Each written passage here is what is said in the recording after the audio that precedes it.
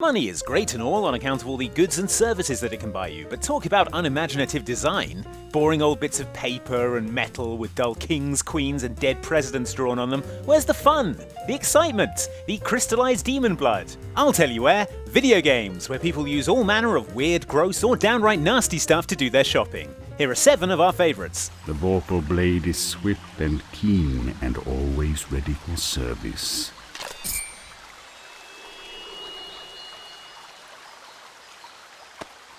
I've not come back here looking for a fight. Really? That's a pity. One's certainly looking for you. Alice, Madness Returns presents the take on the Alice in Wonderland story that Lewis Carroll would have made if being a Tumblr goth had been a thing in the 1860s. Your dogged persistence will be rewarded with pain! In it, you play as Alice as she travels through Wonderland, massacring various twisted nightmare creatures with things that were once normal items in the real world, but are now formidable weapons, including a pepper grinder Gatling gun and an exploding teapot launcher. If you want to upgrade these weapons though, you're going to need currency, and I regret to inform you, dear viewer, that the currency you'll be using in Alice Madness Returns is human teeth, which apparently have great value. Would certainly explain why the Tooth Fairy is so keen to get her hands on them. These teeth are liberally scattered around the game world and are dropped by defeated enemies, hidden in containers, or just lying around on the floor. Or slide, I guess.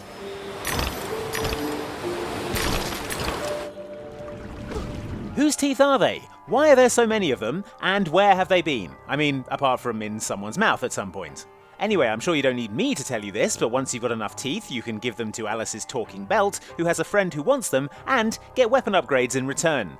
Pretty sure that was in the original book. Still doesn't explain why teeth, though. Perhaps the game's first teaser trailer can shed some light on this teeth obsession? You guys are all seeing this too, right? This isn't just a blank segment for everyone else? Please say no. I'll spare a few caps if you just tell each of the adults to get over to the voting booth sometime today, so I cinch the victory. Some would say that the most valuable thing in the Fallout games is a high charisma stat for the sheer amount of stuff it lets you get away with. Others would say it's the Fat Man launcher for the sheer amount of stuff it lets you do away with.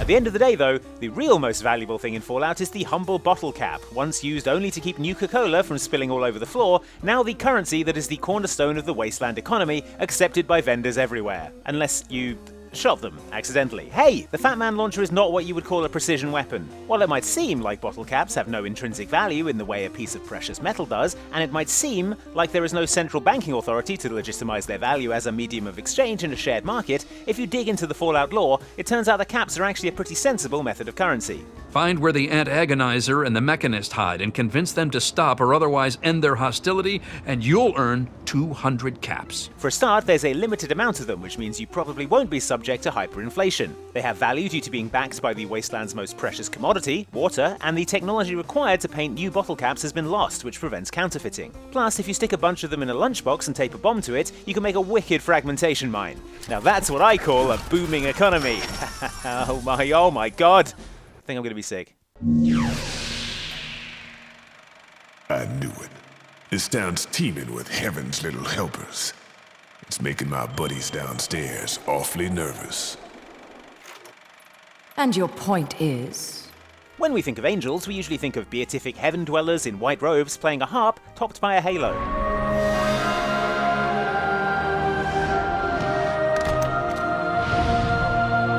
This is at odds with 2010 Witch-em-up Bayonetta's view of angels, which is that they're horrible, gross nightmare creatures who dropped in on their way to a Hieronymus Bosch painting to try and kick your ass.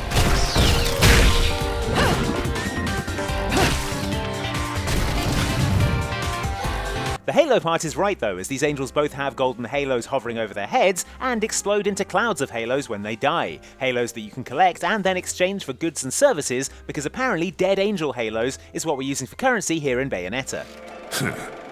I guess I'm gonna have to set up shop here and score me some halos.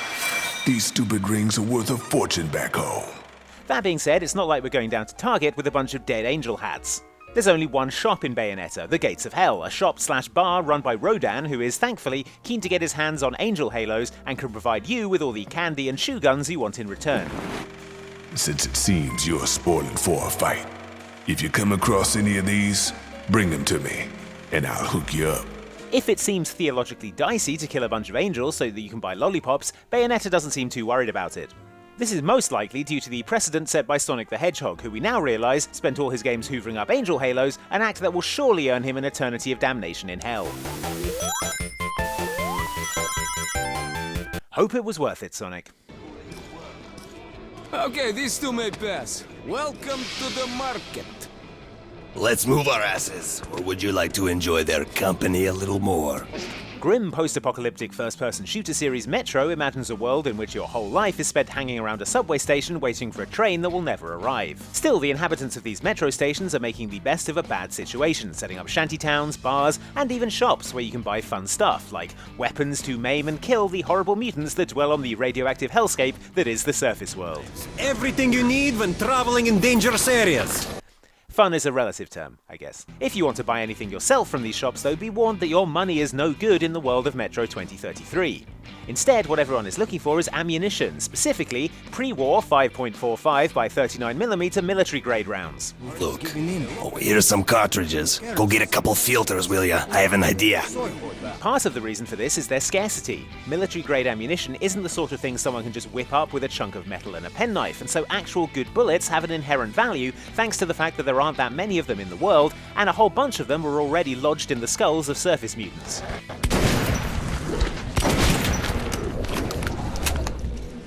There's also value in the fact that these bullets have much better stopping power than the homemade rounds most people are forced into using, which leads us to an interesting dilemma for you, the player. Do you hang on to your military-grade ammunition and use it for extra stopping power when fighting a particularly tough enemy, or do you use it to exchange for better kit and equipment at one of the game's vendors? That's a deal. It certainly makes you think about your trigger discipline when every time you pull the trigger, you're doing the equivalent of setting a dollar bill on fire. Sorry buddy, you're getting stabbed. It's been a lean month.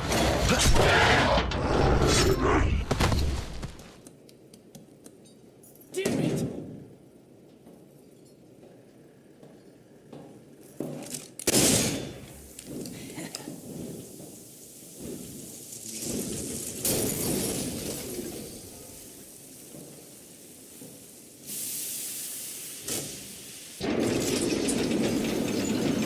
In the Devil May Cry games, you purchase new abilities, items, and upgrades with something the game euphemistically calls red orbs.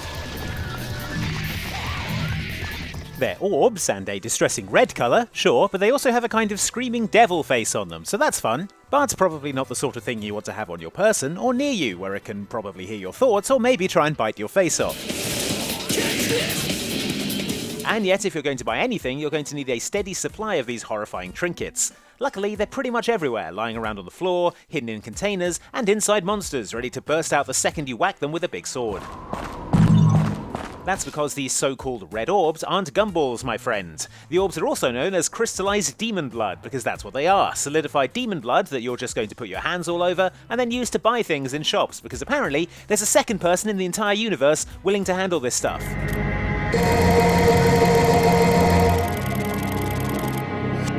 And don't even get me started on the green orbs, which according to Devil May Cry lore are the crystallized fluids of demons. No further info there, just fluids, so cool. Might want to swap those gloves for some ones with fingers, Dante, or better yet, a full-on hazmat suit. I'll go gather the parts, but I'm also going to pay Karst a visit. Aloy, that man breaks the law every time he speaks to you. And I'm glad he does. I want to buy a tripcaster, and no other trader will sell to outcasts. Stock it with ammunition, then. You'll find use for that weapon tonight. Horizon Zero Dawn answered the question, how do you improve open-world games? With fill them with robot dinosaurs, obviously.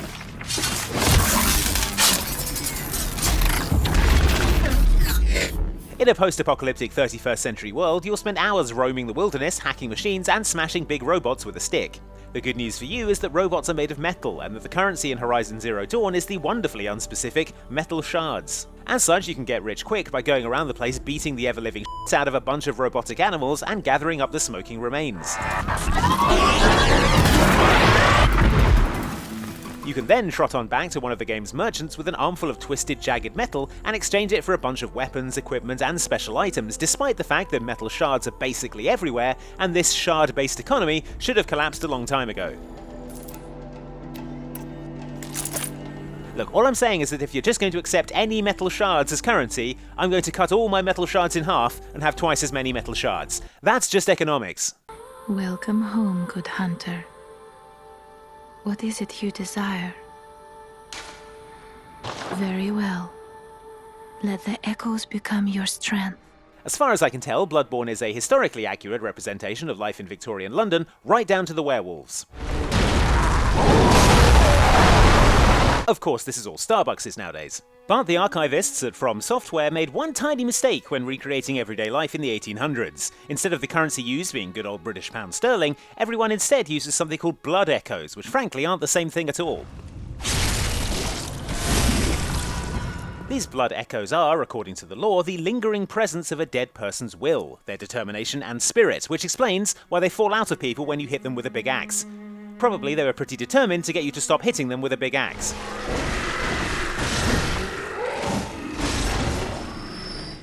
What's less explicable is the fact that these horrible blood shards have any value beyond possibly scaring straight wayward teens by explaining that this is how they'll end up if they don't stop bothering Victorian monster hunters. And yet in Bloodborne, if you want to buy anything, be it upgrades, gear, or weapons, you're going to need to spend blood echoes to do it at a bird bath full of horrible writhing skeleton things. Or if you want to level up, you can give them to a bizarre animated porcelain doll, I guess. Let me stand close. Now shut your eyes.